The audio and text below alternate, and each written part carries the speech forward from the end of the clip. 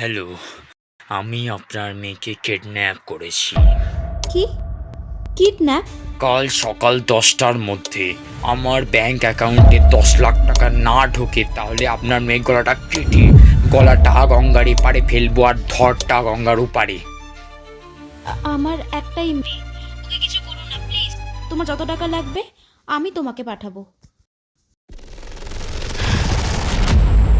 কি ভাবলে এগুলো বলবো, তাই তো? কিছু মাস হলো বুঝলে, ওকে একটা ভূতে ভর করেছে। এত ওঝা তান্ত্রিক অনেক কিছু করেছি, কিছুতেই কিছু হয় না।